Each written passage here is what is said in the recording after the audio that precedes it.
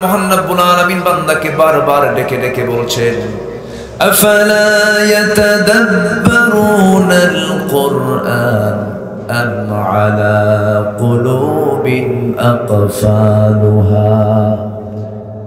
মানুষের কি হলো, কোরআন নিয়ে তারা গবেষণা করে না।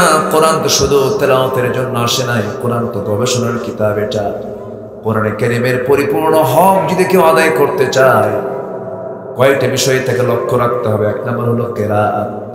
এক নম্বর কি? কিরাআত। নাম্বার 2 হলো তিলাওয়াত। নাম্বার 3 হলো দিরাসাত। নাম্বার 4 হলো তাদাব্বুর। আমি কিরাআত পড়লাম শুধু, তেলাওয়াত করলাম শুধু, কিন্তু দিরাসাত হলো না, তাদাব্বুর হলো না, গবেষণা হলো না। নাম্বার 5 হলো কোরআন দিয়ে আমি যতটুকু পড়েছি বুঝেছি, নিজের ব্যক্তিগত জীবনে, সমাজ জীবনে, রাষ্ট্রীয় জীবনে কোরআনটাকে বাস্তবায়ন করতে হবে। অন্যান্য ধর্মের মানুষের যে ধর্মীয় বইগুলো আছে, গতানুগতিক অন্য কোনো ধর্মের ধর্মীয় বইয়ের মতো এটা কোনো গতানুগতিক কোনো বই নয়। এটা এমন একটি কিতাবের নাম, মানব জীবনের সকল ডিমান্ড, সকল চাহিদা পূরণ করতে সক্ষম এই কিতাব। সব আল্লাহ তাআলার মধ্যে বলে দিয়েছেন। একজন সাহিত্যিক সাহিত্য নেবে, গবেষক গবেষণা করবে, কবি কবিতার তথ্য পাবে, সায়েন্টিস্ট বিজ্ঞানী বিজ্ঞান পেয়ে যাবে, একজন রাজনীতিবিদ রাজনীতি পাবে, একজন আইনজীবী আইন পাবে, একজন রাষ্ট্রনায়ক রাষ্ট্রের পদ্ধতিগুলোর মধ্যে পেয়ে যাবে। এক কথায় মানব জীবনের জন্য যা কিছু প্রয়োজন সকল চাহিদা মিটিয়ে দেওয়া হয়েছে কোন কিতাবের ভিতরে? বলেন কোন কিতাবের ভিতরে? এই কিতাবের ভিতরে, কোরআনের ভিতরে। কিন্তু দুঃখজনক হলো সত্য, আজকে মুসলমানকে যদি বলা হয় কত পার্সেন্ট মুসলমান আমার দেশে কোরআনটা সহি করে পড়তে পারে, কি শুরু হলো কি?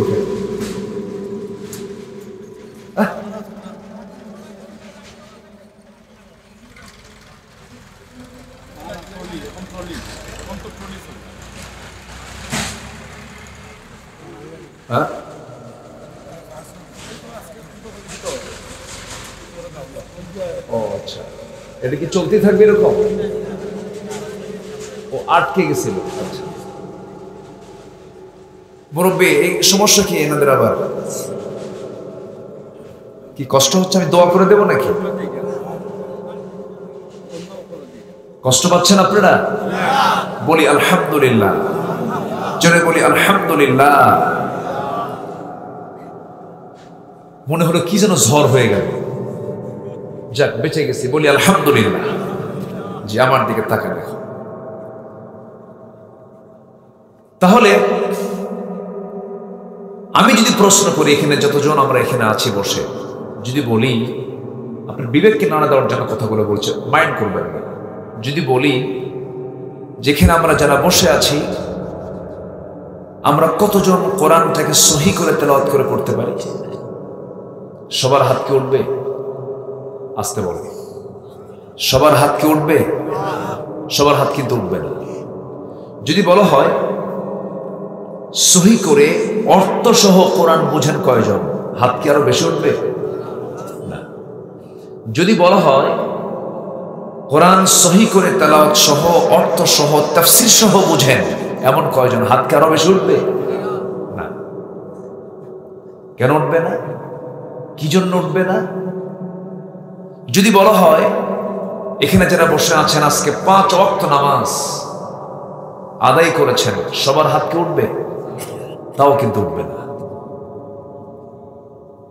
অথচ আমরা কিন্তু মুসলমান, আমাদের দ্বীনের নাম হলো ইসলাম। আমরা কোরআনকে বিশ্বাস করেছি, হাদিসকে বিশ্বাস করে নিয়েছি। তাহলে কোরআন সহি করে পড়তে পারি না আমরা এ দেশের কি কিছু অংশ না অধিকাংশ? বলেন, কিছু অংশ না অধিকাংশ? অধিকাংশ। কতটুকু? আমার তো ধারণা এই দেশে 90% মুসলমান কোরআন সহি করে পড়তেই পারে না। তাহলে আমার দেশের শিক্ষার হার আগের চেয়ে এখন কমেছে না বেড়েছে? কই কমছে? সাক্ষরতার হার, শিক্ষার হার কমেছে না বাড়ছে? বাড়ছে তো। শিক্ষার হার কিন্তু বেড়েছে, শিক্ষিত লোক হয়েছে, শিক্ষার হার ঊর্ধ্বমুখী। কিন্তু যে শিক্ষাটা আমার আখিরাতের প্রয়োজনে লাগবে, যে শিক্ষাটা আমার জান্নাতে যেতে লাগবে, যে শিক্ষাটা আমার কবরে যেতে লাগবে, যে শিক্ষাটা আমার আল্লাহর সামনে জবাব দেওয়ার জন্য লাগবে, সেই কোরআনের প্রকৃত শিক্ষা আমার দেশে সহি করে কোরআন শুধু পড়তে পারে মাত্র, আমার তো মনে হয় 5 থেকে 6% হবে, এর চাইতে বেশি কিছু না। কেন? কি জন্য? তাহলে আমার দেশে শিক্ষার দায়িত্ব যারা পালন করছেন তারা কি কোরআন শিক্ষা নিয়ে কোনো চিন্তা মাথায় এনেছেন? আমার ভাইয়েরা একটু কান লাগাবেন, সব কিছুর মূলে যেতে হবে, সব কিছুর মূলে আমাকে চিন্তা করতে হবে। আমি মুসলমান, আমি কোরআন পড়তে পারি না, আমি মুসলমান, আমি আল্লাহর ভাষা বুঝি না। আল্লাহর ভাষা কোনটা বলেন? বলেন বলেন বলেন বলেন। আমার আল্লাহর সকল কথা কোনটা? কোরআন। কোরআন হচ্ছে কার ভাষা? আসতে বলবেন না, কার ভাষা? আল্লাহর ভাষা। যিনি আমাকে বানালেন সে আল্লাহর ভাষা আমি বুঝি না, সে আল্লাহর কথা আমি বুঝি না, সে আল্লাহকে জানার জন্য আমি কোরআনটা পড়তেও পারি না, বুঝতেও পারি না। তাহলে আমি যখন মরে যাব, হাসরের ময়দানে যখন আমাকে আপনাকে একত্রিত করা হবে, সেই দিন আল্লাহ তাআলা যে বিচার করবেন, আমি আল্লাহকে চিনবো কেমনে? কোরআন তো আমার জানাই নাই। যে লোকটা ঢাকা শহরে কোনোদিন যায় নাই, বিশেষ করে শাহিন ভাই ঢাকার ওই পুরাতন চক বাজারের দিকের সমস্ত রাস্তাগুলো দুই রকম মনে হয় না, সমস্ত রাস্তাগুলো একরকমই মনে হয়, যেন এটা ওই একই রাস্তা। একটা নতুন শহরের নতুন পথিক যে কোনোদিন সেই শহরে যায় না, সেই শহরের মধ্যে ঢুকে যেমন তার সব রাস্তা একরকম মনে হবে, তার মাথাটা ঘুরে যাবে। হাসরের ময়দানে যে ব্যক্তি কোরআনটা না বুঝে যাবে, সে পাগলের মতো হয়ে যাবে, সে কিছুই চিনবে না, জানবে না, বুঝবে না। আখিরাতের জিন্দেগিতে হাসরের ময়দানে সকল জায়গাগুলো চেনার জন্য সবচেয়ে উত্তম মাধ্যম হলো কোরআন। কোরআন যার বেশি দখলে থাকবে, সেই দিন তারা আল্লাহর সামনে সুন্দর হয়ে দাঁড়াবে, আল্লাহকে চিনতে পারবে, সে আখিরাতে তাদের প্রভাবটা খাটবে, সেই দিন তারা সব কিছু বুঝতে পারবে, জানতে পারবে। এই জন্য জান্নাতটা কোথায়, জান্নাতের দরজা কোথায়, জাহান্নামটা কোথায়, জাহান্নামের দরজা কোথায়, কোনটা মিজান, কোনটা পুলসিরাত, কোনটা জান্নাতের রাস্তা, কোনটা জাহান্নামের রাস্তা, সব ক্লিয়ার করে বক্তব্য দেওয়া আছে কোন কিতাবের ভিতরে? আসতে বলবেন না, কোন কিতাবের ভিতরে? সব কোরআনের মধ্যে আল্লাহ তাআলা বলে দিয়েছেন। কোরআন তেমন একটি জানালার নাম, যে জানালায় চোখ রাখলে বান্দা দুনিয়াতে বসেই জান্নাত জাহান্নামের দৃশ্যগুলো দেখতে পারে। জোরে বলে সুবহানাল্লাহ। আমার বন্ধুগণ, এই জন্য আমি শুরুতেই ভূমিকাতে যে কথাটা বলবো, দয়া করে আমরা যারা এখানে আসছি, আল্লাহ তাআলা আমাকে বোঝার জন্য ব্রেন দিয়েছেন, দেখার জন্য চোখ দিয়েছেন, শোনার জন্য কান দিয়েছেন, বিবেক দিয়েছেন, কর্মের স্বাধীনতা দিয়েছেন, আকল আল্লাহ তাআলা সবাইকে দিয়েছেন। এলেম সবাইকে দেন নাই, আকল সবার মধ্যে আছে না নাই? বলেন। সেন্স, বিবেকটা আল্লাহ তাআলা সবাইকে দিয়েছেন। আকল সবার মধ্যে থাকলেও এলেমটা না, এলেমটা হাসিল করতে হয়। আমার ভাইরা, সেই জন্য আমি সবাইকে শুরুতেই যে উদাত্ত আহ্বানটা জানাবো, সবার আগে আমরা শিখবো কার ভাষা? আসতে বলবেন না, শিখবো কার ভাষা? সকল শিক্ষার আগে কার শিক্ষা? আল্লাহর শিক্ষা। আল্লাহর ভাষাটা জানতে হবে, কোরআনটা বুঝতে হবে। কোরআন না বুঝলে আমি জান্নাত চিনবো না, জাহান্নাম চিনবো না, সব আমার কাছে ওলট পালট হয়ে যাবে। ঈমানটা শয়তান ছো মেরে নিয়ে চলে যাবে। শয়তান সবচেয়ে বেশি খুশি হয় যখন বান্দা মূর্খ থাকে। বান্দা যখন কি থাকে? মূর্খ থাকে। বান্দা যদি মূর্খ হতে পারে, তার ঈমানটা সহজে শয়তান ছিনতাই করতে পারে। জ্ঞান মানুষকে কখনো হারায়, ঠকায় না। জ্ঞানী মানুষকে শয়তান সহজে পাকড়াও করতে পারে না। অনেকে সমাজে বলে বেড়ান, জানার নাম ঈমান নয়, মানার নাম ঈমান। কে বলেছে? জানার নাম ঈমান, মানার নাম ঈমান। না জানলে আপনি মানবেন কেমনে? না জানলে মানবো কেমনে আমি? এই জন্য সবার আগে আমরা জানবো এই যে কোরআন আল্লাহ তাআলা রাসূলের উপরে যে নাজিল করেছেন, প্রথম যে ওহী দেওয়া হয়েছে সে ওহীটা কিন্তু অন্য কিছু নয়, সে ওহীটা হলো পড়ো, ইকরা বিসমি রাব্বিকাল্লাযী খালাক খালাকাল ইনসানা মিন আলাক ইকরা ওয়া রাব্বুকাল আকরামুল্লাযী আল্লামা বিল কলম আল্লামাল ইনসানা মা লাম ইয়ালাম। নবী আপনি পড়ুন কার নামে? আসতে বলবেন না, কার নামে? আল্লাহর নামে আপনি পড়ুন। কোন শিক্ষাটা ফরজ? যে শিক্ষাটা আমার জান্নাতে যেতে লাগবে, যে শিক্ষাটা অর্জন করার জন্য আমাকে অবশ্যই চেষ্টা করতে হবে, তাগিদ দিতে হবে, সেই শিক্ষা হলো জান্নাতে যাব কেমনে, জান্নাতের রাস্তাগুলো কোনটা, এগুলো আমাকে জেনে বুঝে জান্নাতের রাস্তাগুলো ক্লিয়ার করে নিতে হবে। আমার ভাইয়েরা, অনেক বুড়ো চাচা আছে, মুরব্বি শ্রেণীর লোক আছে, তাদেরকে যদি বলা হয় চাচা আপনি কোরআনটা শেখেন না কেন, কোরআনটা পড়েন। আমার নবীর এমন কিছু সাহাবী ছিলেন যারা নবীর চাইতে বয়সও বেশি, তারা বুড়ো বয়সে কোরআনটা শিখে নিয়েছেন। সালমান ফারসির নামটা কি না জানেন? 250 বছর তিনি বেঁচে ছিলেন। কত বছর? 250 বছর তিনি বেঁচে ছিলেন। বুড়ো অবস্থায় তিনি ইসলাম কবুল করেছেন। আগে ছিলেন অগ্নি পূজক, এরপরে খ্রিস্টান, এরপরে বিভিন্ন ধর্মের পারসিকদের সাথে বিভিন্ন আগুনের পূজাও করেছেন। বহু ধর্মগুলো খুঁজে খুঁজে বের করে শেষে আমার নবীর হাতে বায়াত নিয়ে বললেন লা ইলাহা ইল্লাল্লাহ মুহাম্মাদুর রাসূলুল্লাহ সাল্লাল্লাহু আলাইহি ওয়াসাল্লাম। অনেক বয়সে তিনি ইসলাম কবুল করেছেন। অনেক বড় চাচা আছে, যদি বলা হয় চাচা আপনি কোরআনটা পড়েন, বাবা মুখী তো আসে না। আসলে এরকম লোক আছে না? নেই? মাথায় ঢোকে না, মুখে আসে না। কিন্তু চাচাকে যখন বলা হয় চাচা ওই যে আপনার ছাতকের মোড়ে, আপনার গোবিন্দগঞ্জের মোড়ে রাস্তার সাথে যে আপনার 10% জায়গা আছে, সেই 10% জায়গার দলিল দাগ নাম্বার কত? 93 আছে না? নেই? বলেন। হ্যাঁ, টনটনা ওই বুড়ো চাচার দাগ নাম্বার জানা আছে। আবার 6-7 বিঘা জমি নিয়ে মামলা আছে, সেই মামলার ফাইলগুলো নিয়ে সুনামগঞ্জের কোর্টে সকাল বিকাল তিনি নড়াচড়া করেন, আইনজীবীর সঙ্গে পরামর্শ করেন। উনি আইন বোঝেন, মামলা বোঝেন, কোর্টে যাওয়া আসা বোঝেন, জমির দাগ নাম্বার, খতিয়ান নাম্বার সব কিছু বোঝেন। কিন্তু সর্বনিম্ন যে জান্নাত আল্লাহ তাআলা বান্দাকে দিবেন সেই জান্নাতটা হবে 10টা পৃথিবীর মতো একটা জান্নাত। সেই জান্নাতের দাগ নাম্বারও আছে না নাই? আসতে বলবেন না, আছে না নাই? সেই দাগ নাম্বার খুঁজে বের করবো আমরা কোন কিতাব থেকে? কোন কিতাব থেকে? আমরা কোরআনটা শিখবো। জোরে বলি ইনশাআল্লাহ, জোরে বলি ইনশাআল্লাহ। না শিখলে বিপদ, না শিখলে বিপদ। শয়তান আমার ইমানটা মেরে নিয়ে যাবে। পাপের জ্ঞান যদি আমার না থাকে, সবের জ্ঞান যদি আমার না থাকে, পাপ করলেও বুঝবো না পাপ করছে, সব অর্জন করলেও বুঝবো না আমি সব কামাই করতেছে। এই জন্য পাপের জ্ঞান, সবের জ্ঞান, হালাল হারামের জ্ঞান জানার দরকার আছে না নাই? বলে আল হালালু বাইয়িন ওয়াল হারামু বাইয়িন। হালালটা স্পষ্ট, হারামটা স্পষ্ট করে দিয়েছেন কে?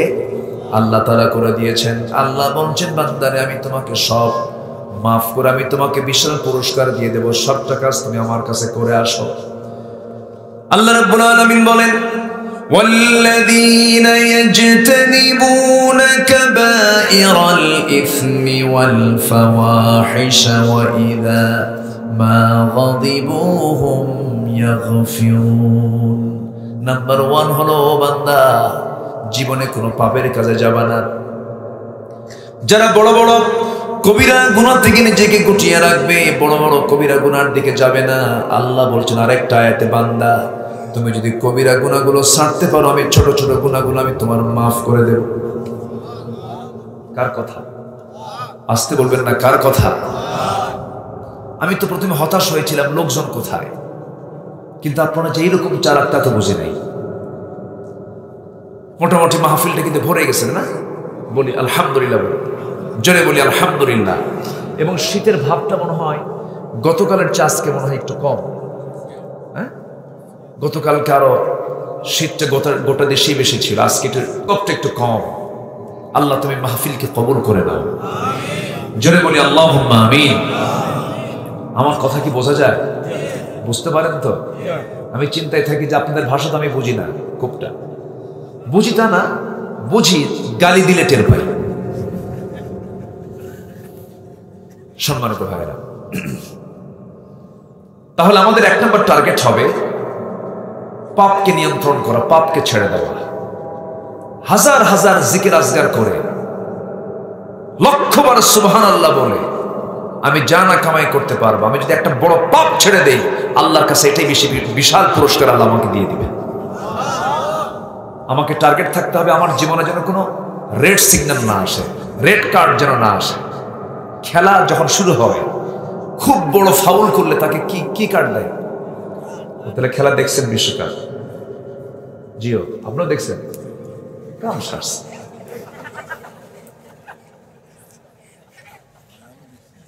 মাঝে মাঝে দেখছেন না? রাত 3টার দিকে উঠে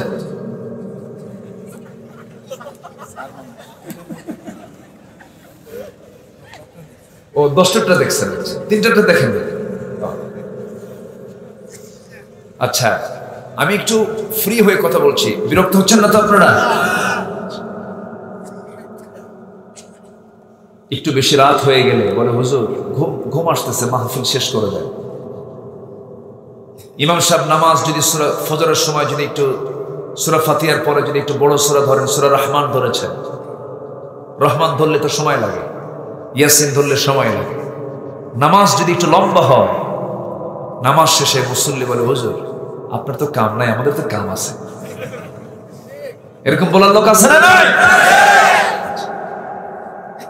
কিন্তু খেলায় গোল হয়নি 90 মিনিটে। 90 মিনিট কি হয়নি? গোল হয়নি। আরো কত মিনিট? এই কয় মিনিট কম?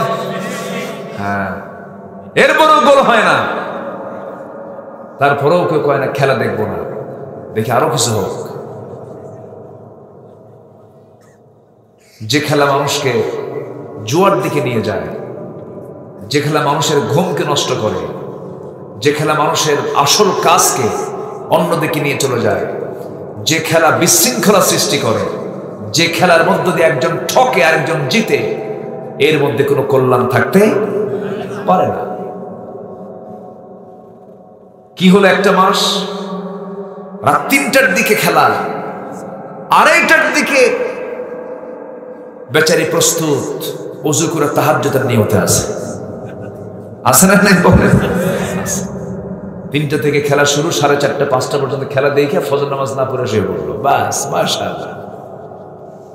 পুরস্কার তো মেসি নিয়ে চলে গেল, আমার কি হলো? আমার তো কিছু, আমার তো ঈমান গেল। গোটা পৃথিবীতে চলছে এখন কালচারাল ওয়ার, মিলিটারি ওয়ারে জানা হচ্ছে, কালচারাল ওয়ারে তার চাইতে বেশি মার্কেটিং করছে হলো পশ্চিমারা। সাংস্কৃতিক যুদ্ধ। কোথাকার আর্জেন্টিনা? সেই আর্জেন্টিনা 10 নম্বর জার্সি, সেই জার্সিটা হলো সুনামগঞ্জের ছাতক উপজেলার একটা নিঝুম পল্লীর গ্রামের ভিতরের একটা ঘরের ছোট্ট বাচ্চার গায়ে হলো মেসির 10 নম্বর জার্সি।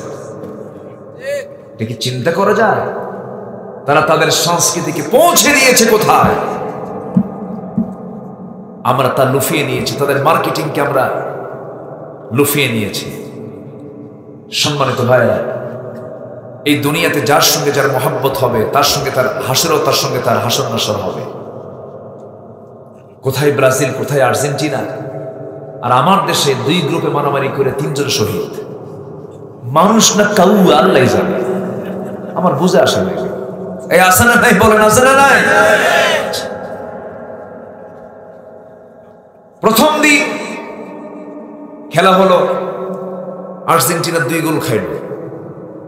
সৌদি আরব দেওয়ার কারণে অনেকে ফেসবুকে লিখলো আলহামদুলিল্লাহ 2 গোল।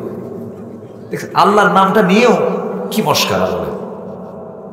এই জায়গায় কি আল্লাহর নাম নেওয়া যাবে?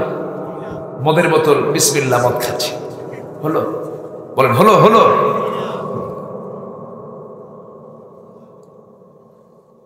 সেই 2 গোল খাওয়ার কারণে 70 বছরের এক বুড়ো চাচা আমার দেশে আত্মহত্যা করে শহীদ হয়ে গেল। বাসবই না, এগুলো করা যাবে না। মুসলমান অনর্থক কোনো কাজে, অনর্থক কোনো কথা মুসলমান কখনো করতে বলতে পারে না। আমার ভাইয়েরা, কথা বলতে নিয়ে আমি একটু ওই লাইনে চলে গিয়েছিলাম। ফাউলের মধ্যে কিছু মাত্রা আছে, কিছু ফাউল, কিছু ভুল আল্লাহ তাআলা মাফ করে দিবেন, কিছু ভুল মাফ করবেন না। যেগুলো মাফ হবে না সেই বিষয়গুলো আমাদের জানার দরকার আছে না নাই? 7টা বিষয় আমি আজকে কথা বলবো। 1 নাম্বার হলো পাপ নিয়ে আমি কথা বলতে চাচ্ছি। পাপ, যার আরবি হলো যামবুন, যার বহুবচন হচ্ছে যুনুবুন। আমার আপনার জীবনের টার্গেট হলো বড় বড় গুনাহ কি কখনো আমার জীবনে বাস্তবায়ন করা যাবে না। এটাই বড় বুজুর্গি, যার জীবনে কবিরা গুনাহ নাই তার চেয়ে বড় পীর এই জমিনে আর নাই। এত বড় দাড়ি, বিশাল লম্বা জুব্বা, 14 হাত পাগড়ি পরলি আল্লাহওয়ালা হওয়া যায় না। শুধু জিকির আজকের তাসবিহ চিপলে পরে আল্লাহওয়ালা হওয়া যায় না। আল্লাহওয়ালা হওয়ার জন্য 1 নাম্বার শর্ত হলো বড় বড় কবিরা গুনাহগুলোকে ছাড়তে হবে। আমার দেশে বহু তাহাজ্জুদ গুজার মুসল্লি আছে, 5 ওয়াক্ত নামাজও পড়ে, তাহাজ্জুদ নামাজও পড়ে, কপাল কালো বানায় ফেলছে সেজদা দিয়া। সুদের মহাজন আসতে কোন কেন আছে না নাই? এলাকাতে সুদ নাই? সুদও আছে। সিলেটের মানুষ সুদ খায়? হ্যাঁ, সুদ খায়। আস্তে আস্তে করে, আস্তে কর কেন? সুদ খেলে আপনার সিলেটের সমস্যা নেই, গোটা দেশেই তো সমস্যা। সুদ খাওয়া কি মুরব্বী? আপনার কষ্ট হচ্ছে? আমার কথা বুঝতেছেন? জি জিও জিও জি। এই মুরব্বী মানুষগুলো কত সুন্দর, তাই না? বলি আলহামদুলিল্লাহ। মুরব্বী বাড়িতে না থাকলে মনে হয় কি জানেন, বাড়িটা ফাঁকা পড়ে আছে। বুড়া মানুষ কিন্তু তাও ভালো লাগে, তাই না? আলহামদুলিল্লাহ খান না, মনে মনে দোয়া করেন বুড়া মরুক, এরকম দোয়া করেন নাকি আপনি? ইসলামের সবচেয়ে বেশি দাম হলো বুড়া মানুষের। বলি আলহামদুলিল্লাহ। ইসলামের সবচেয়ে বেশি দাম কার? বুড়া মানুষের। আল্লাহ সবচেয়ে বেশি দাম দিয়েছেন বুড়া মানুষকে। আমেরিকায় যাবেন, বুড়ো মানুষের কোনো দাম নাই। ইউরোপে যাবেন, বুড়ো মানুষের কোনো দাম নেই। বুড়ো মানুষগুলো কি করছে জানেন? সবগুলো ধরে নিয়ে বৃদ্ধাশ্রমে রেখে দেয়। ইসলামে কি বৃদ্ধাশ্রমের অনুমোদন আছে? আসতে পারে। ইসলামে কি বৃদ্ধাশ্রমের কোন অনুমোদন আছে? বৃদ্ধাশ্রম ইসলাম কখনো জায়েজ করে নাই। কারণ কোন বুড়ো মানুষ যখন বুড়ো হয়ে যাবে সেই সময় তাদেরকে দেখার দায়িত্ব হলো তার সন্তানদের। সন্তানরা বাপ মাকে দেখবে নফল মনে করে, সুন্নত মনে করে না ফরজ মনে করে। কি মনে করে? বাপ মাকে দেখতে হবে কি মনে করে? বলেন কি মনে করে? ফরজ মনে করে। মুরব্বিদের দাম অনেক। আল্লাহ তাআলা বলছেন, বান্দারা তুমি যদি পাপকে যদি নিয়ন্ত্রণ করো, বড় বড় কবিরা গুনাহগুলোকে যদি ছেড়ে দাও। সাহাবে কেরাম সামনে বসে আছেন। একদিন আমার রাসূল বলছেন, সাহাবীরা আমি কি তোমাদেরকে বড় বড় কবিরা গুনার কথা বলবো না? কি আলা উনাব্বিউকুম বিআকবারিল কাবাইর, আলা উনাব্বিউকুম আমি কি তোমাদেরকে জানাই দেব নাকি? বিআকবারিল কাবাইর বড় বড় কিছু গুনার চার্ট আমি তোমাদেরকে দেব নাকি? সাহাবে কেরাম বললেন, ইয়া রাসূলুল্লাহ আপনি বলে দেন। রাসূল বলছেন, 1 নাম্বার গুনাহ হলো কবিরা গুনাহ হলো বড় বড় গুনার মধ্যে 1 নাম্বার গুনাহ হলো আল ইশরাকু বিল্লাহ, আল্লাহর সঙ্গে শিরিক করা। নাম্বার 2 হলো উকুকুল ওয়ালিদাইন, বৃদ্ধ পিতামাতার সঙ্গে খারাপ আচরণ করা। মানুষ বুড়ো হলেই তো বুড়ো বাপ মা হয়, কি ঠিক কিনা? বুড়ো মানুষ কি শিশু কি বাপ হয় না বুড়া বাপ হয়? বুড়ি মা হয়। নাম্বার 1 হলো শিরকের কাজ করা। নাম্বার 2 হলো উকুকুল ওয়ালিদাইন, পিতামাতার সঙ্গে খারাপ আচরণ করা। আজকে আমার দেশে শিক্ষার হার বেড়েছে, আজকে শিক্ষিতের পরিমাণটা বেশি হয়ে গেছে, সিগনেচার দিতে পারে, পড়াশোনা করতে পারে, খাতা কলম লিখতে পারে, পড়তে পারে, কিন্তু শিক্ষার হার বাড়লে হবে কি? আজ থেকে 10 বছর আগে শিক্ষার হার কম ছিল, বাপ মার খেদমতটা যা ছিল, আজকে শিক্ষার হার বাড়ার পরেও আজকে বাপ মার খেদমতের হার কমেছে না বেড়েছে? কি বেড়েছে না কমেছে? কমেছে। তাহলে এখন বুঝতে হবে যে আমরা যে শিক্ষা অর্জনগুলো করেছি সেই শিক্ষা অর্জনের মধ্যে মূল শিক্ষার সিলেবাসটা বাদ পড়েছে। মূল শিক্ষা যে দরকার ছিল সেই শিক্ষার সিলেবাসটা বাদ পড়ে গেছে। আল্লাহ বলছেন, বান্দারে আমি তোর প্রতি চূড়ান্ত আইন করে দিলাম, ইম্মা ইয়াবলুগান্না ইনদাকাল কিবারা আহাদুহুমা আও কিলাহুমা ফালা তাকুল লাহুমা উফ ولا تنهرهما وقل لهما قولا كريما جربنا الله أكبر। তোমাদের মা অথবা তোমাদের বাবা একজন অথবা দুইজনই যখন বুড়োর কাতারে চলে যাবে, যখন বার্ধক্যে উপনীত হয়ে যাবে, সেই সময় তোমার সন্তান, তোমাদের দায়িত্ব হলো ওই বাপ মাকে দেখতে নিয়ে কোনো রূঢ় আচরণ করবে না, ও শব্দটা বলবে না, বরঞ্চ দিল থেকে দয়া মায়া নিয়ে কথা বলবা, সুন্দর করে কথা বলবা।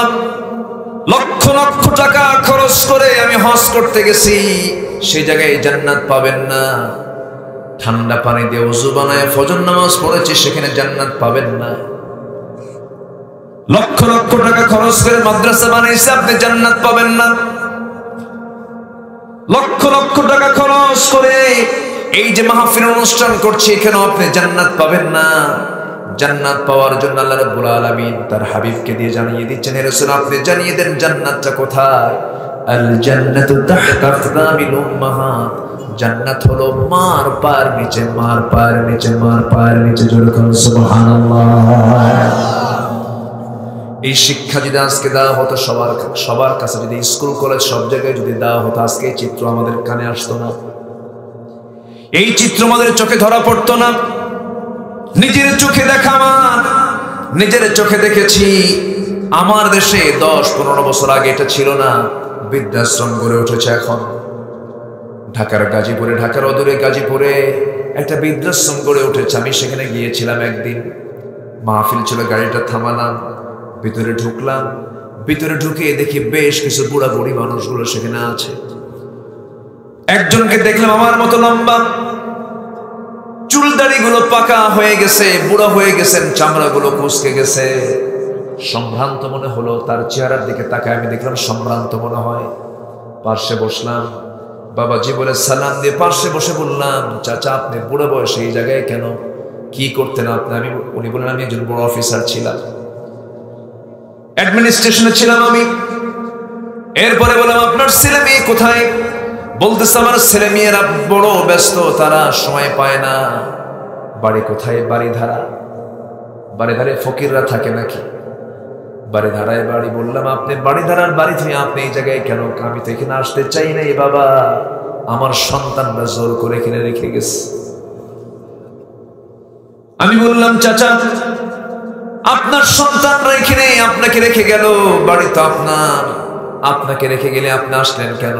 বাবা সন্তানগুলো খুব ব্যস্ত, তারা খুব ব্যস্ত, জীবন পাড়ি দেয়। আমি বললাম, আপনার ছেলে বউরা আছে না? ছেলে বউরাও চাকরি করে, তারাও খুব ব্যস্ত, নাতিপুতি। এই কথা বলার সঙ্গে সঙ্গে চোখের কোনা বেয়ে টপ টপ করে পানি পড়ছে, আর বলছে, বাবা নাতির কথা বারবার মনে হয়। আমার ভাইয়েরা, আমি যখন তাকে এই কথাগুলো বললাম, নির্বাক হয়ে সে শুধু আমার দিকে চেয়ে থাকলো, কথাগুলো শুনতেছে, কিছু কোনো জবাব নাই, কোনো জবাব দিলেন না। অথচ সন্তানগুলো শিক্ষা অর্জন ঠিকই করেছে, কিন্তু বাপ মার খেদমত করতে হবে এই শিক্ষা তারা পায় নাই, এই শিক্ষা তারা পায় নাই। আল্লাহ রাব্বুল আলামিন কোরআন স্পষ্ট করে বলে দিয়েছেন, খরচ করবা কোথায় কোথায়। হে রাসূল আপনাকে প্রশ্ন করবে, খরচ করব কোথায়? মহান রাব্বুল আলামিন বললেন, ইয়াসআলুনাকা মাযা ইউনফিকুন কুল মা আনফাকতুম মিন খায়রিন ফালিল ওয়ালিদাইনি ওয়াল আকরাবিন। হে রাসূল আপনাকে প্রশ্ন করবে খরচগুলো কোথায় কোথায় করবে? আল্লাহ তাআলা বলছেন, এক নাম্বার খরচ করবে তোমার বাপ মার জন্য, এরপর তোমার নিকটতম আত্মীয় স্বজনদের জন্য। এই জন্য যে কামাই হবে মাসে, সেই কামাইয়ের প্রথম অংশ আমরা বরাদ্দ করব কার জন্য? আস্তে কয় বলেন বলেন, কার কার কার সিদ্ধান্ত? এক নাম্বার আমরা খরচ বরাদ্দ করব কার জন্য? মা বাবার জন্য। ওয়াল আকরাবিন, এরপরে নিকটতম স্ত্রী আছে, পরিবার আছে, সন্তানাদি আছে, তাদের জন্য আমরা বহন করব। কে না জানেন সেই ইতিহাসের কথা, আমার রাসূল নিজে হাদিসগুলো বর্ণনা করেছেন। একদিন বলছেন সাহাবীরা, বনী ইসরাঈলদের সময় তিনজন যুবক তারা একসঙ্গে রওনা দিয়েছিল। পাহাড়িয়া গর্তের ভিতরে তারা আশ্রয় নিল। কেন? প্রচন্ড ঝড় ঝাপটা শুরু হয়ে গেছে, তারা পাহাড়ি একটা গর্তের মধ্যে আশ্রয় নিল। সঙ্গে সঙ্গে বিশাল প্রবল বর্ষণ শুরু হলো। উপরের একটা বিশাল ওজনের একটা পাথর এসে ওই পাহাড়ের গুহার মুখটা আটকে গেল, বের হওয়ার কোনো উপায় নাই। এই তিনজন নিশ্চিত জেনে গেছেন আমরা তিনজন মরে যাব। রাসূল হাদিসটা বর্ণনা করেছেন, তিনজন তারা মরে যাবে নিশ্চিত।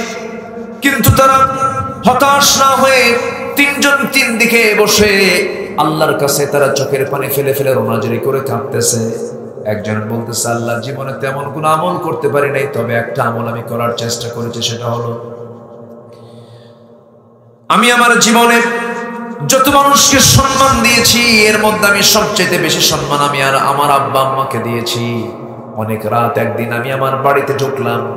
বাড়িতে ঢোকার পর আমার স্ত্রী আমার জন্য সুন্দর করে খাবারের আয়োজন করেছে, আমি খাবারগুলো খেয়ে নিলাম। আমাকে এক গ্লাস দুধ দিয়েছে, সেই দুধটা আমি নিজে না খেয়ে ভাবলাম আমার মা তো আছে, বৃদ্ধা মা। দরজার কাছে গিয়ে আমি দাঁড়িয়ে আছি, আমি দেখি আমার মা ঘুমিয়ে পড়েছেন। আমার মাকে ডাক দেই নাই। আমার মা স্বেচ্ছায় যখন জাগা হয়ে গেছেন, জেগে গেছেন, আমি তার শিয়রে গ্লাসটা হাতে নিয়ে দাঁড়িয়েছিলাম। ওই গ্লাসের দুধ আমাকে দেওয়া হয়েছে, আমি খাই নাই। আমার সন্তান চেয়েছে, আমি তাকেও খাওয়াই নাই, আমার মাকে খাওয়াবো। আমার মা যখন জাগা হয়ে গেছে, আমি আমার মাকে দিয়েছি, মা তুমি দুধটা খাও। আমি আমার মাকে নিজে না খাইয়ে, সন্তানকে না খাওয়াই আমি আমার মাকে খাওয়াইছি। আল্লাহ, আমি জীবনে মাকে নাম দিয়েছি, আল্লাহ এই বিশাল বিপদ থেকে তুমি আল্লাহ আমাকে বাঁচাও। ওই গুহার মুখ থেকে একটু পাথরটা সরে গেছে, সুবহানাল্লাহ। আরেকজন যুবক দোয়া করে, আল্লাহ, জীবনে তেমন কোন আমল করতে পারি নাই আল্লাহ, তবে আমি আমানতের খেয়ানত কখনো করি নাই। আমার বাড়িতে এক লেবার কাজ করতে আসে, সন্ধ্যা পর্যন্ত কাজ করে যায়, আমি তাকে তার শ্রমিকের পাওনাটা দিতে পারি নাই।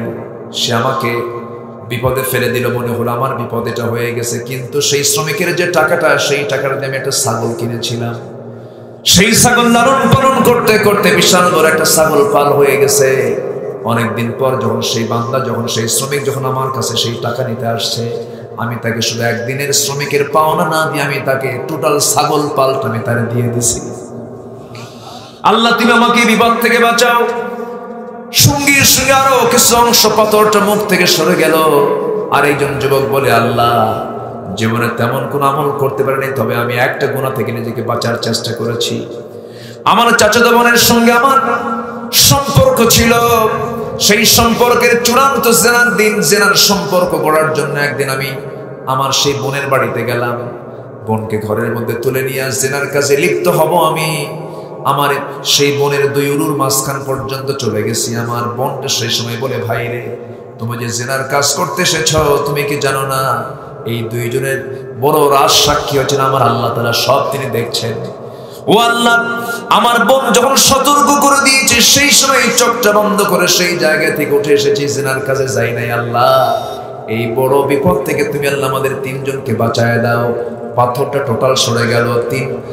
গুহা থেকে তিন যুবক আল্লাহ তাআলার নিরাপত্তা দিয়ে তাদেরকে সেই জায়গা থেকে নাজাত দিয়েছেন। যেরকম সুবহানাল্লাহ। এখানে কয়টা শিক্ষা? আসতে বলবেন না, কয়টা শিক্ষা? নাম্বার 1 হলো আমানতের খেয়ানত করা যাবে, আমানতের খেয়ানত করা যাবে, খেয়ানত করা যাবে না। নাম্বার 2 হলো যৌবনকে নষ্ট করা যাবে না। যুবক, ও যুবক, আমি তোমাদেরকে আজকে এমন একটা বিষয় তোমাকে শিখিয়ে দেওয়ার চেষ্টা করব, কোরআনের আলোকে ফলো করবে। যুবকদের এখন আজকের সমাজে সবচেয়ে বড় চ্যালেঞ্জ হলো কি করে খাবে সে, রিজিকের ফয়সালা কেমন করে হবে, রিজিক নিয়ে অতিরিক্ত টেনশন যুবকদের আছে না নাই? আস্তে আস্তে কয় আছে না নাই? আছে। রিজিকের টেনশন আমার চাইতে আমার রবের কম না বেশি? আমাকে নিয়ে সবচেয়ে বেশি পেরেশান কে? আসতে বলবেন না কে? আল্লাহ। সে আল্লাহ বলছেন, বান্দারে আমি তোমার সকল রিজিকের ফয়সালা আমি করে দেব। রিজিকের ব্যাপারে তোমার কোনো টেনশন লাগবে না। রিজিক বেড়ে যাবে, 3টা কাজ তুমি করবে। কয়টা কাজ বলেন? 3টা কাজ। আমি এই বিষয়টা আমি আপনাদেরকে বলছি, একটু পরে আসি। মা নিয়ে কথা বলছি, বাবা নিয়ে কথা বলছিলাম। আমরা যত বড় গুনাহ আছে দুনিয়াতে, এর মধ্যে সবচেয়ে বড় গুনাহগুলো কি কি? নাম্বার 1 আমরা শিখেছি আল ইশরাকু বিল্লাহ, শিরক করা। কার সাথে? আল্লাহর সাথে। নাম্বার 2 রাসূল বলেন উকুকুল ওয়ালিদাইন, পিতামাতার সঙ্গে খারাপ আচরণ করা। পিতামাতার সঙ্গে খারাপ আচরণ করা সন্তান আজকে সমাজে কম না বেশি? আসতে বলবেন না, কম না বেশি? বেশি, অনেক বেশি বেড়ে গেছে। আজকে বিগত সময়ের চেয়ে আরো বেশি বাড়ছে। আগে শিক্ষার হার কম ছিল, কিন্তু আগের লোকগুলো বাপ মার সঙ্গে এরকম করে খারাপ আচরণ করে নাই। আজকে যত বড় শিক্ষিত তত বড় বেয়াদব। আমি কি ভুল বলছি নাকি? যত বড় শিক্ষিত তত বড় বেয়াদব। আমি একটা চ্যালেঞ্জ দিয়ে দিলাম আপনি আপনাদের সামনে, এই চ্যালেঞ্জটা কেউ খণ্ডন করতে পারবেন না। পৃথিবীতে যত বৃদ্ধাশ্রম আছে, লক্ষ লক্ষ বুড়া বুড়ি ওই সমস্ত বৃদ্ধাশ্রমে তারা আশ্রয় নিয়েছেন। এতগুলো বৃদ্ধাশ্রমে যত বুড়া বুড়ি আছে, আমি চ্যালেঞ্জ করে বলতে পারি কোন বৃদ্ধাশ্রমে আপনি একজন আলেমের হাফেজের কোন বাপ মাকে দেখতে পাবেন না। পাবেন না। অন্য পেশার লোক দেখতে পারেন, কিন্তু হাফেজ আলেম তার বাপ বৃদ্ধাশ্রমে আছে, আপনি একটা বাপ আপনি খুঁজে বের করতে পারবেন না। এর মূল কারণ হলো তার মধ্যে কিসের নূর আছে? বলেন কিসের নূর আছে? কোরআনের নূর আছে। আমার ভাইয়েরা, যে সমাজে স্নেহ থাকবে না, যেই সমাজে শ্রদ্ধা থাকবে না, যে সমাজে সম্মান থাকবে না, আজকে কোথাও দেখবেন সম্মানের গন্ধ নাই, স্নেহের গন্ধ নাই। এরপরে মানুষকে সম্মান করে কথা বলার কোনো পরিবেশ নাই। নেতা কর্মীকে মানে না, কর্মী নেতাকে মানে না, কারণ কেউ তো কর্মী হতে চায় না, সব নেতা। আমার দেশে এখন এই মুহূর্তে কর্মী বেশি না নেতা বেশি? কি বেশি? নেতা বেশি। কেউ কাউকে দাম দিতে চায় না। মঞ্চে নেতা বক্তব্য দেয়, কর্মীরা সামনে দুই, আবার গ্রুপ দল একটাই। গ্রুপ কয়টা? 2-3টা গ্রুপ, কুত্তা গ্রুপ, শিয়াল গ্রুপ আছে না? আমি কি ভুল বলতেছি? ওরাই মারামারি করে শহীদ হয়। আমার ভাইয়েরা কোনো শ্রদ্ধা নাই।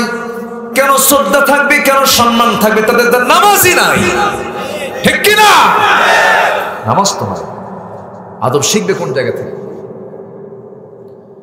কিন্তু আপনি মসজিদে চলে যান, মসজিদে কোনো গন্ডগোল দেখতে পাবেন না। সব নামাজ পড়ে কয়জনের পিছনে? কয়জনের পিছনে বলে? একজনের পিছনে। কোন মুসল্লির কি ক্ষমতা আছে ইমামের আগে সেজদায় যাবে? ক্ষমতা আছে? আগে গেলে তার নামাজ নষ্ট হয়ে যাবে। নামাজ নেতৃত্ব শিখায়, নামাজ আনুগত্য শিখায়। যে দল নামাজ শিখায় না, যে দলের নেতার নামাজের জন্য কথা বলে না, যে দলে অংশগ্রহণ করলে নামাজের কোনো কর্মসূচি নাই, সেই দল করা যাবে না মুসলমান।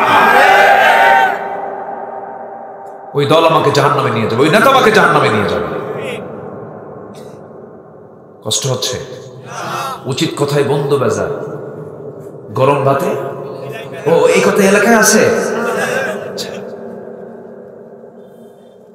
একই দেশ তো। জি আলহামদুলিল্লাহ বলেন। একটু কড়া কথা বেশি হয়ে যাচ্ছে নাকি? কষ্ট পাচ্ছেন আপনারা? যে নেতা আমার আখিরাতে কাজে লাগবে না, সেই নেতার আনুগত্য করে লাভ আছে?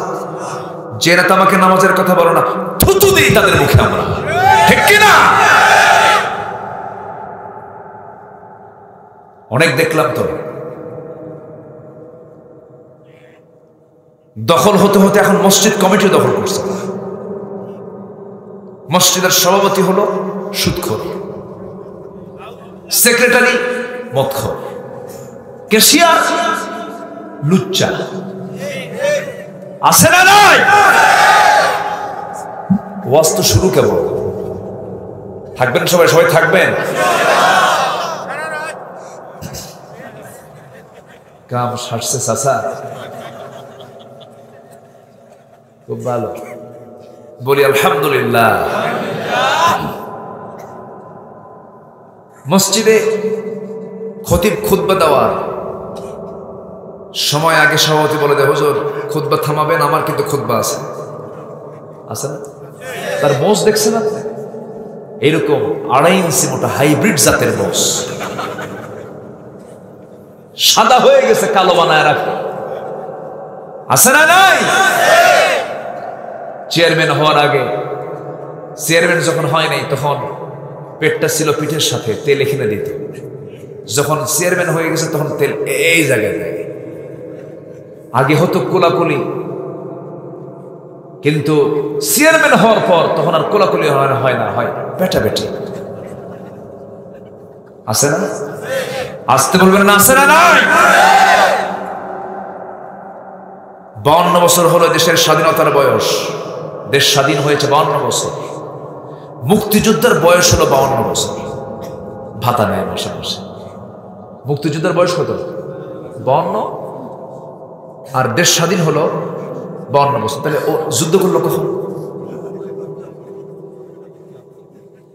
মানে চোর তো চোর আছে। অনেকে বলে, আগে আমরা শুনতাম যে বড় ধরনের কোনো চুরি হলে বলে পুকুর চুরি। এটা পুকুর, সাগর চুরি এটা, ঠিক কিনা?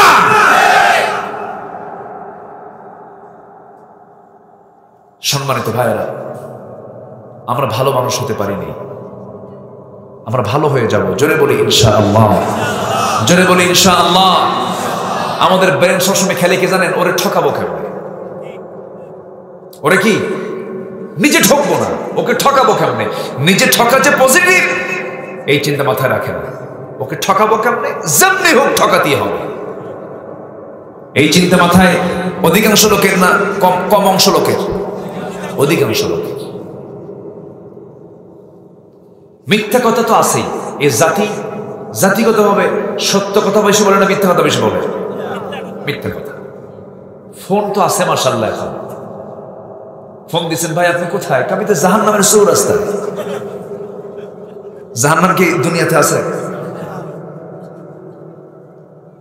মিথ্যা কথা, হিংসা, গীবত। গীবত যে কত মারাত্মক ভয়াবহ অপরাধ। তাহাজ্জুদ নামাজ পড়তেছে, গীবত করে, ওর তাহাজ্জুদের কোনো দাম আছে? সব আমল তো যার গীবত করে তার আমলনামায় চলে যাবে। গীবত কিন্তু খারাপ লোক কম করে, এই নামাজি লোক কিছু আছে গীবত বেশি করে।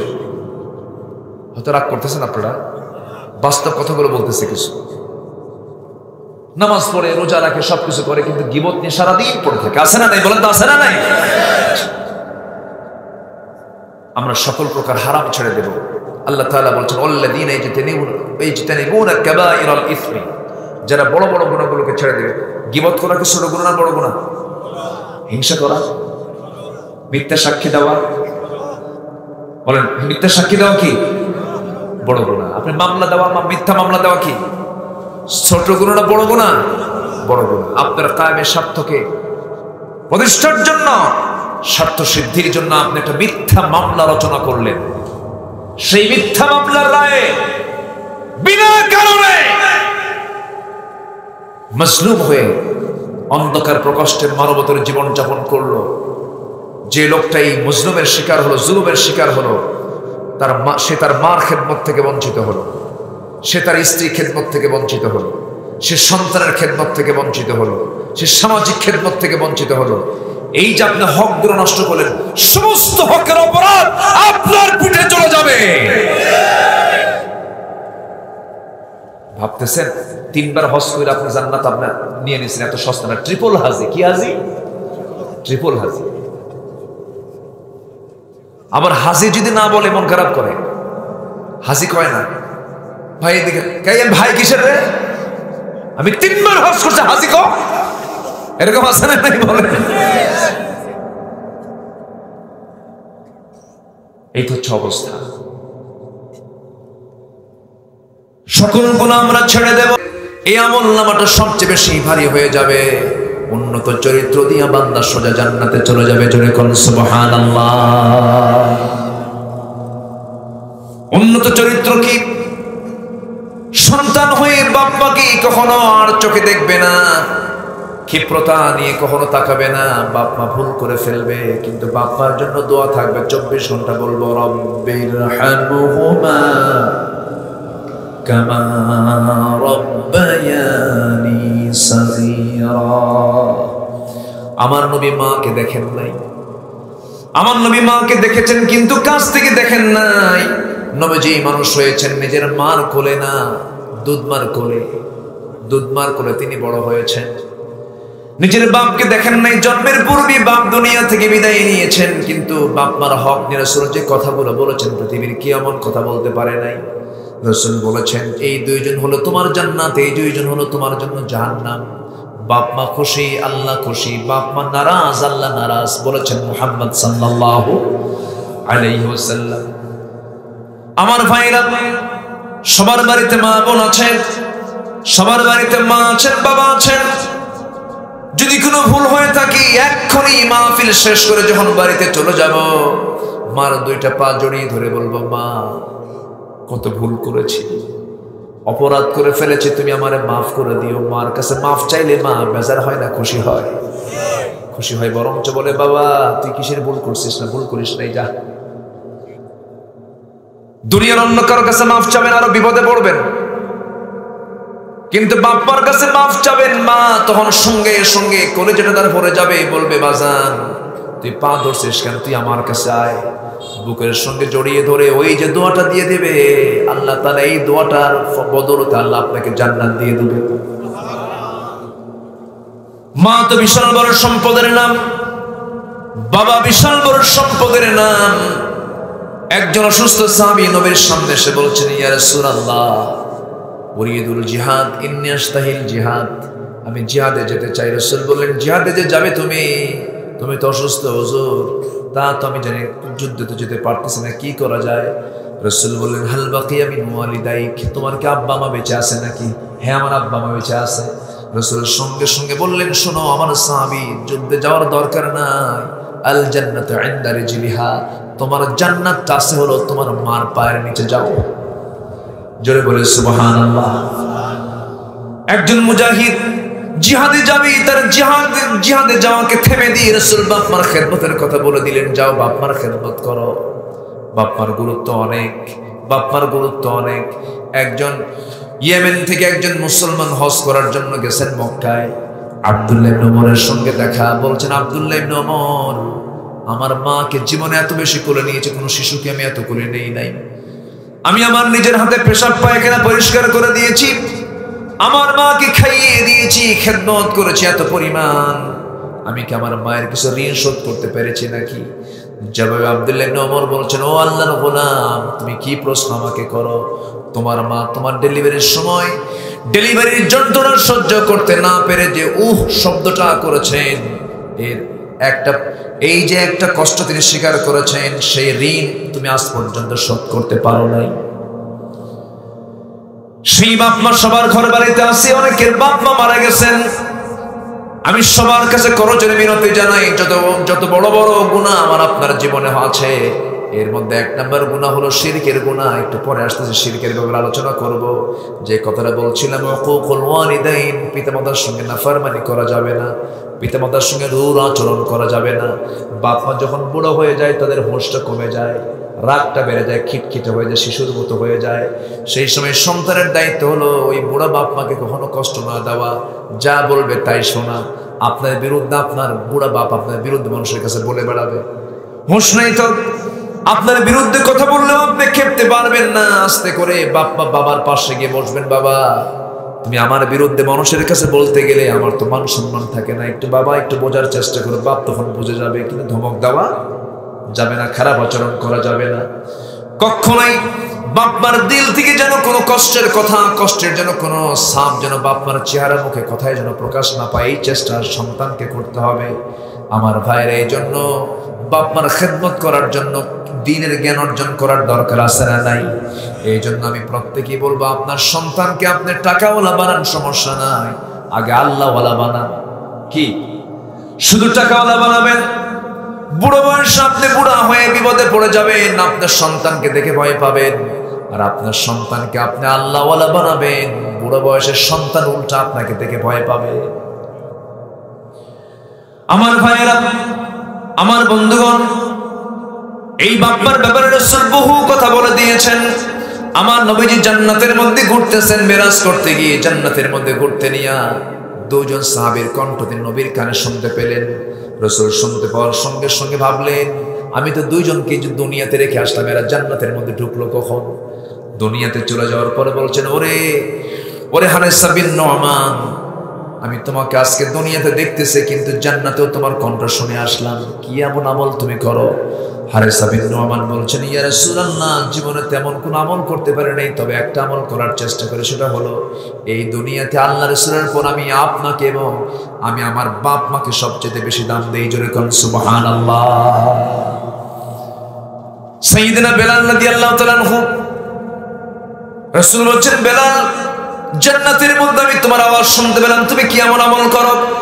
বেলাল বলছেন, ইয়া রাসূলুল্লাহ, জীবনে তেমন কোন আমল করতে পারি নাই, তবে একটা আমল সবসময় করে থাকি, ওযু যখন বানাই, ওযু বানানোর সঙ্গে সঙ্গে আমি 2 রাকাত নফল নামাজ পড়ে আমি আল্লাহকে খুশি করার চেষ্টা করি। জোরে বলি সুবহানাল্লাহ। নামাজের দরকার আছে না নাই? সবাইকে নামাজ পড়তে রাজি আছেন? 5 ওয়াক্ত নামাজ পড়বেন, কার একটু হাত তুলে দেখেন তো দেখি। 5 ওয়াক্ত নামাজ কারা কারা পড়বেন দেখি, দেখেন তো। কেউ কেউ হাত তুলে নেয় নাকি? এরকম আছে কেউ? জোরে বলি ইয়া আল্লাহ, আরো জোরে বলি ইয়া আল্লাহ। আমাদেরকে 5 ওয়াক্ত সালাত আদায় করার তৌফিক তুমি আল্লাহ দিয়ে দাও। জোরে বলি আমিন, আরো জোরে আমিন, আরো জোরে আমিন। কষ্ট পেলেন? এই আয়াতগুলোতে 7টা কাজ আমরা করে যাব। 1 নাম্বার হলো কোনো পাপের কাছে যাব না। জোরে বলি ইনশাআল্লাহ। কিন্তু পাপ কি হয় না? আসতে বলে, পাপ কি হয় না? পাপ নাই এমন কি আছেন? হাত তোলেন। হাত তুলছে না কিন্তু একজন শিশু তুলতে পারে। এই যে শিশু আসানের সামনে যে শিশু, ও তুলতে পারে, ওর তো কোনো পাপ নাই, ওর কোনো পাপ নাই। 3 শ্রেণীর জন্য রফি আল কলম, কলমকে তুলে নেওয়া হয়েছে। 3 শ্রেণীর জন্য কোনো লেখালেখি নাই। একটা হলো শিশু শ্রেণী। একটা কি? শিশু শ্রেণী। কিন্তু শিশু শ্রেণীতে গিয়ে যাদের উপরে আল্লাহর কলম তুলে নেওয়া হয়েছে, কিছু শিক্ষক আছে যাদের উপরে আল্লাহর কলম চলে না, আর সে শিশুর পিঠে আমার পিটন চলে। আছে না এরকম? পিঠা বেদম প্রহার করে, এটা ঠিক না। আবার না পিটলেও হয় না, না পিটলেও হয় না। একটা জিনিস লক্ষ্য করছেন কিনা জানি না, যেদিন থেকে দেশে শিক্ষকদের হাত থেকে লাঠি তুলে নেওয়া হয়েছে, সেদিন থেকে বেয়াদব তৈরি হয়েছে। কি আমি কি ভুল বলতেছি? আমি শাসনের দরকার আছে না নাই? লা তারফা আসাকা মিন আহলিক, রাসূলুল্লাহর হাদিস, লা তারফা আসাকা মিন আহলিক, তুমি তোমার আহাল থেকে শাসনটাকে উঠিয়ে দিও না। শাসনের দরকার কিছু আছে না নাই? আচ্ছা, কিন্তু অতিরিক্ত শাসন তো ভালো না। কিছু শিক্ষক আছে প্রতিবন্ধী, মানসিক সমস্যা, পিটায়া সোজা করে, আছে না নাই? আছে। এটা ঠিক না, এটা উচিত না। কারণ ছোট বাচ্চাদের থেকে আল্লাহ তাআলা কলমে তুলে নিয়েছেন, তাদের কোনো গুনাহই নাই। জোরে বলেন সুবহানাল্লাহ। আরেকটা হলো যার মাথা ঠিক নেই, মস্তিষ্ক বিকৃত, যারা পাগল। অনেক ফ্যামিলিতে এরকম আছে না নাই? পাগল সন্তানের বাপ মা খুব বিরক্ত হয় মাঝে মাঝে, আল্লাহ তুমি আমার একটা পাগলা সন্তান দিলা। কিন্তু এটা আপনার জন্য কত বড় ভাগ্যের, এটা আপনার জন্য কত যে মঙ্গল।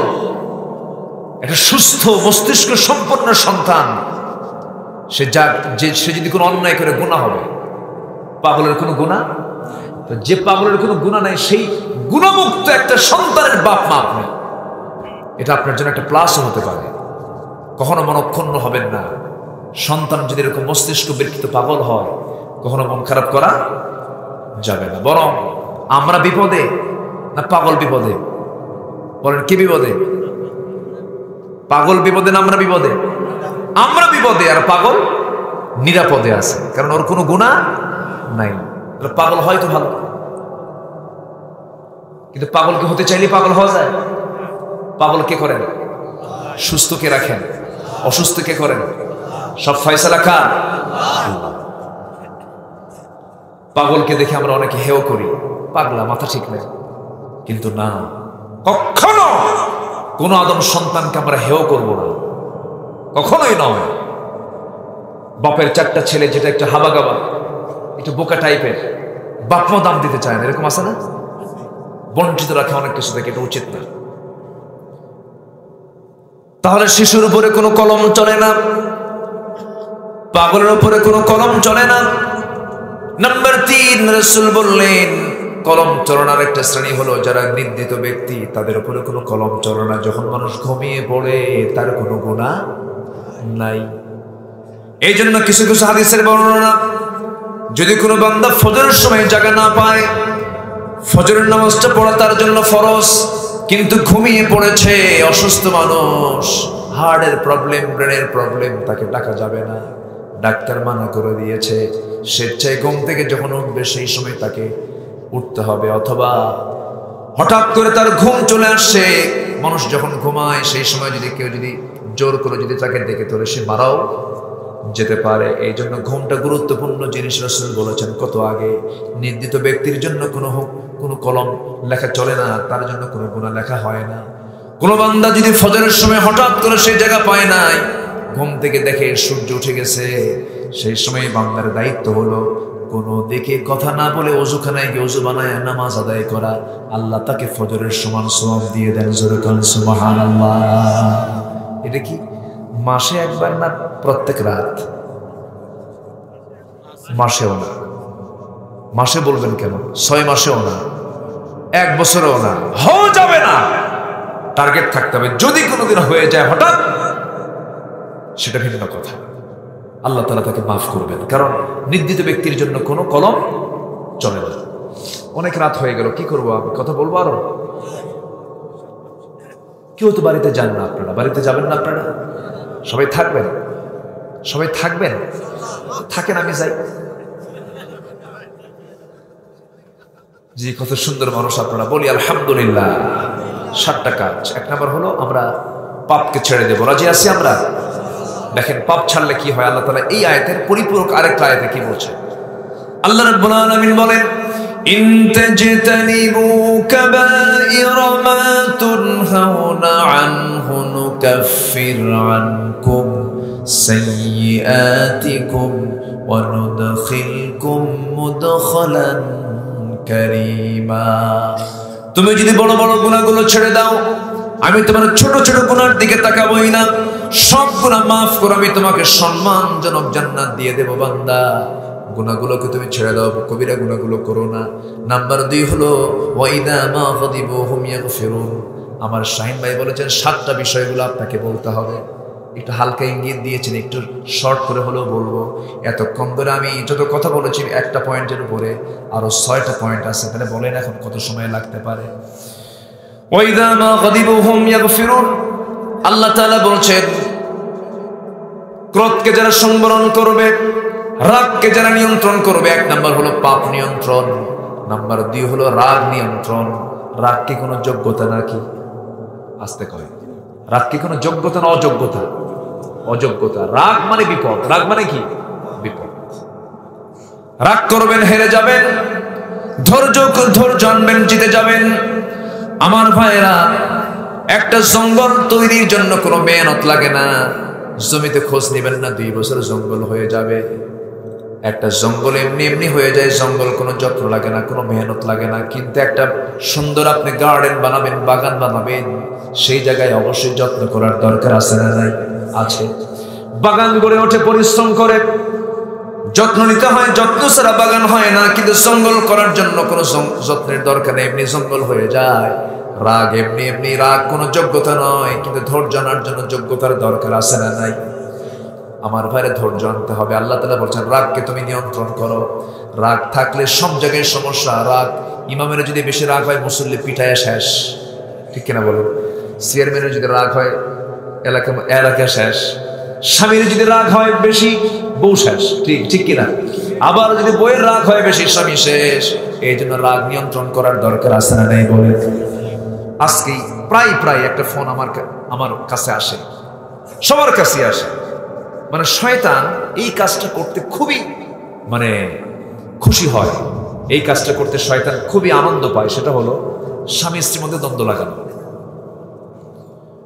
আজকেও বিকেলে ফোন এসেছে, হুজুর কাম তো সারছে, তালাক দিছে। আচ্ছা, এই সমস্যাটা আছে না বলেন? আসতে কয় এই সমস্যা সমাজে আছে না নাই বলেন? প্রায় আমার কানে আসে, হুজুর একসঙ্গে তো মেরে দিছে একদম। কি কইছ? হুজুর একদম 3 তালাক সহ শাশুড়ি শুদ্ধ তালাক দিয়ে দিচ্ছে। আছে, এটা আছে। তো বলি যে আচ্ছা তুমি যে তালাকটা দিছ, তো এখন ফোন দিছ কেন? হুজুর রাগের ঠেলাই দিছে। আচ্ছা, কেউ কি খুশি হয় তালাক দেয়? কে ময়না রাগ করিও না, হাসো, তালাক দেয়। এরকম হয়, এরকম হয়, এরকম তো হয় না। মার্ডার আপনি ঠান্ডা মাথায় করলেও মার্ডার, রাগের মাথায় করলেও মার্ডার। আপনি আকাম কুকাম করে এসে আমাদের কাছে এসে মাপ চান না। যার ধৈর্য নাই তার ঈমান রক্ষা করা কঠিন, ঠিক কিনা বলেন? ধৈর্য, সবর। ধৈর্য থাকবে না, ঈমানটা যে কোনো মুহূর্তে তার চিন্তাই করে শয়তান নিয়ে চলে যাবে। এই জন্য ধৈর্য সবার আগে। আল্লাহ তুমি ধৈর্যশীল হওয়ার তৌফিক দাও। জোরে বলি আমিন, আরো জোরে আমিন। বাচ্চা বারবার মেয়ে হয়। সেদিন একজন বলতেছে, হুজুর একটা মহিলা চিঠি লিখছে মাহফিল, আমার 4টা মেয়ে হওয়ার পর আমার স্বামী আমার দেখতে পারে না। আছে এরকম সমস্যা আছে নাকি বলেন? সমস্যা আছে না নাই? আচ্ছা, সে মেয়েটা আবার বলতেছে, হুজুর আল্লাহর চোখকে আসলে কানা হয়ে গেছে, আমার দিকে তাকায় না।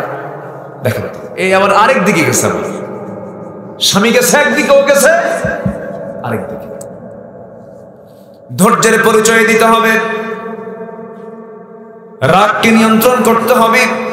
আল্লাহ তাআলা আরেক জায়গায় আয়াতের অনুকূল আরেক জায়গায় বলছেন, আল্লাযীনা ইউনফিকুনা ফিস সাররাই ওয়াদ-দাররাই ওয়াল কাযিমিনাল গায়যা ওয়াল আফিনা আনিন নাস ওয়াল্লাহু ইউহিব্বুল মুহসিনিন।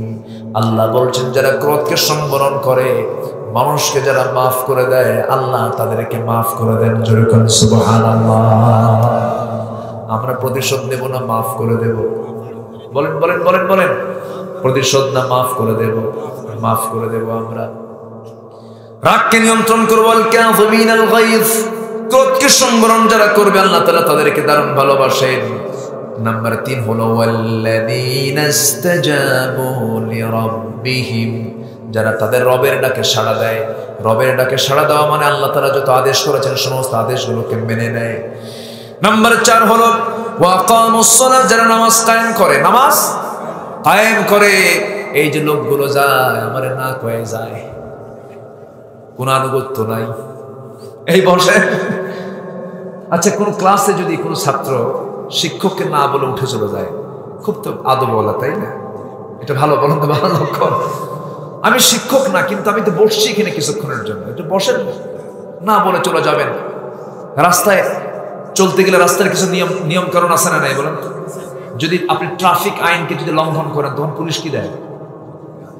মামলা দেয় না? এই মামলা দেয় না, মামলা দেয় না, মামলা দেয়। তো মাহফিলের কিছু নিয়ম শৃঙ্খলা আছে না নাই বলেন? আছে না? শৃঙ্খলা ভঙ্গের অভিযোগ যদি আপনার উপর উঠেই যায়, মামলা যদি ফেরেশতা দেয়, আপনি জামিন পাবেন কেন?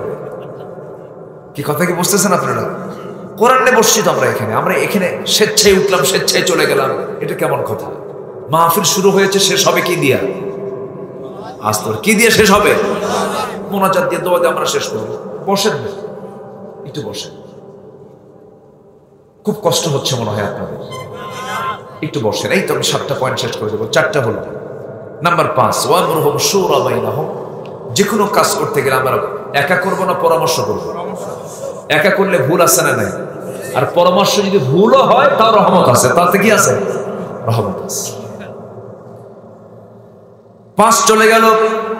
6 নাম্বার হলো একটা পয়েন্ট নিয়ে যদি কথা বলতাম ঘন্টার পরে ঘন্টা লেগে যেত, শেষ হতো না। শর্ট করে বলছি, আমি শেষ করে দেব আমরা। আল্লাহ তাআলা এরপরে বলছেন ওমিম্মা রাযাকনাহুম ইউনফিকুন, আমি যে রিজিকটা দিয়েছি সেই রিজিক থেকে কিছু অংশ তারা আমার পথে খরচ করবে। যারা আমার পথে যারা খরচ করবে, আমার পুরস্কার তার জন্য আছে। এরপর আল্লাহ তাআলা বলছেন 6 হয়ে গেল, নাম্বার 7 হলো والذين إذا أصابهم البغي هم ينتصرون وجزاء سيئة سيئة مثلها فمن عفا وأصلح فأجره على الله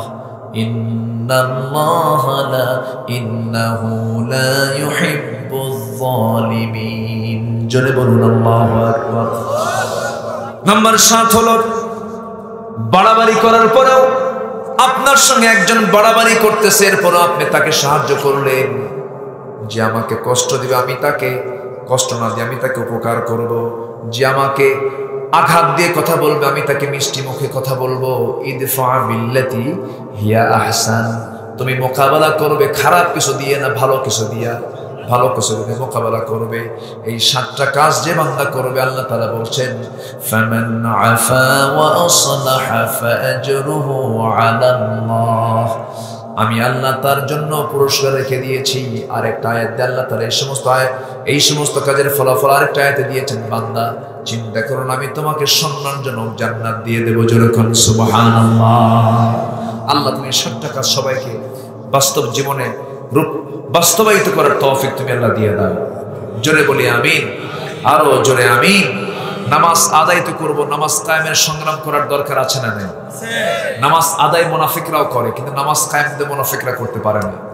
এই জন্য নামাজ কায়েমের সংগ্রামে সবাইকে আসতে হবে, সবাইকে এগিয়ে আসতে হবে। আজকে যদি দিন কায়েমের সংগ্রামে যদি সবাই এগিয়ে আসতো, কোন জালিমরা কি টিকতে পারে? কোন ফাসিকরা টিকতে পারে না। আবু জেহেল রাষ্ট্র চালাবে, রাসূল শুধু নামাজ পড়বেন, এটা হতে পারে না। বড় বড় আলেমরা দেশে থাকবে আর জালিমরা আলেমদেরকে চালাবে, এটা হতে পারে না। আল্লাহ তুমি সবাইকে বোঝার তৌফিক দাও। জোরে বলি আল্লাহুম্মা আমিন। আমি আর কথা না বাড়িয়ে, কারণ শীতের রাত তো, অনেক রাত, কষ্ট হচ্ছে আপনাদের। যতটুকু হয়েছে আমরা বলে ফেলি আলহামদুলিল্লাহ। জোরে বলি আলহামদুলিল্লাহ। যে যেখানে আছেন আমরা বসে পড়ি। আমরা চাইবো কার কাছে? আল্লাহর কাছে আমরা চাই। বাড়িতে সবার মা বোন আছে না নেই? মা বোনরা কি নামাজ কালাম পড়ে? কাপড় চোপড় ঠিকঠাক আছে? কাপড় চোপড় ঠিকঠাক আছে তো? ইন্ডিয়ান পোশাকগুলো পরে না? মার্কেটে যায়?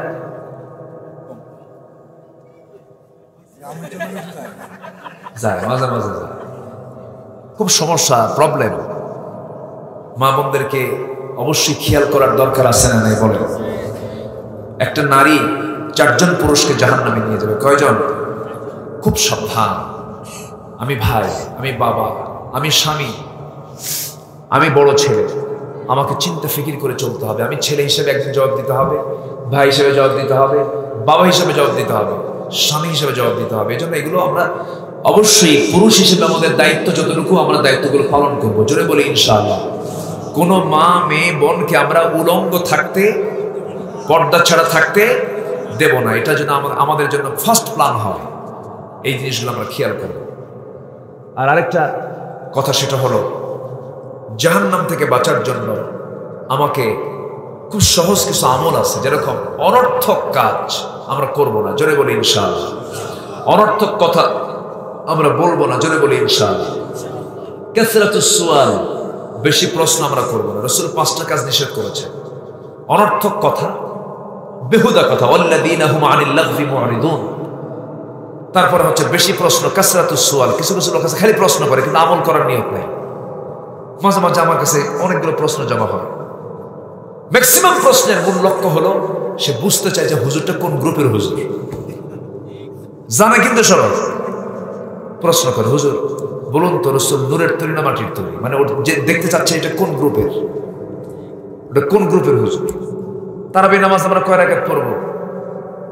8 রাকাত না 20 রাকাত? এই জাতীয় প্রশ্নগুলো করে বিব্রত করে সমাজের মুসলমানদের মধ্যে বিভাজন সৃষ্টি করে। এমন বিভাজন সৃষ্টি করার কিছু লোক আছে না নেই বলেন?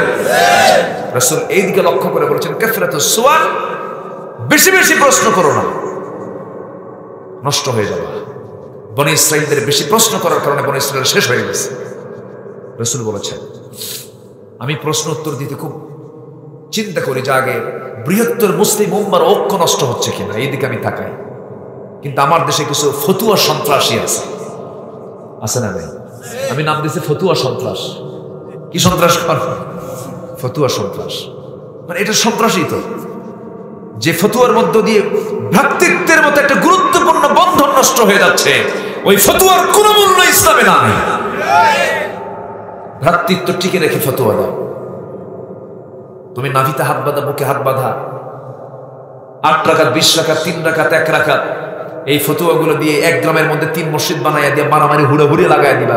ওই ফতুয়ার দরকার নেই। কি ঠিক কিনা বলেন? ঠিক আছে না মুরব্বি? হ্যাঁ। নাম্বার 3, রাসূল নিষেধ করেছেন কৃপণ হবে না, কৃপণ হওয়া যাবে না। নাম্বার 4 হলো টাকা আছেই সম্পদ নষ্ট করা যাবে না, কৃপণ হওয়া যাবে না, সম্পদ নষ্ট করা যাবে না। লা তাজআল ইয়াদাকা মাগলুলাতান ইলা উনুকিক ওয়া লা তাবসুতহা কুল্লাল বাসত। তুমি তোমার হাতকে গলার সাথে আটকে রেখো না, মানে কৃপণ হয়ো না, আবার হাতটাকে ছেড়েও দিও না। একই ব্যক্তি গাড়ি 3-4টা, টাকা আছে, সকালে একটা সরে, বিকালে আরেকটা সরে, আর সন্ধ্যায় শয়তান সরে। আছে না নাই? আছে না? আছে। এগুলো করা যাবে না। নাম্বার 5 হলো রাসূল বলেছেন কন্যা সন্তানকে তোমরা হত্যা করো না। কন্যা সন্তানকে হত্যা করা হয় না? আস্তে আস্তে বলে, কেউ কথা কয় না। কন্যা সন্তানকে এখনো হত্যা করা হয় না? আগে হতো এক কায়দায়, এখন হয় আরেক কায়দায়। ব্রন টেস্ট করা হয়। সন্তান পেটে আসার পর ডায়াগনস্টিক সেন্টারে নিয়ে যায়। নিয়ে যাওয়ার পরে সেখানে লিঙ্গ নির্ধারণ করে দেখে ছেলে হলো না মেয়ে হলো।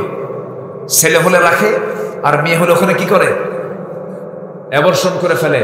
এরকম কিছু কসাই আছে না নাই? আছে না নাই? জাহান্নাম। এগুলো কি? জাহান্নাম। ছেলে হোক মেয়ে হোক বলতে হবে আলহামদু, আসতে বলে আলহামদু বিআইয়ি যামবিন কুতিলাত। ওই যুগে মেয়ের সন্তান হলে পরে জীবন্ত পুঁতে হত্যা করা হতো।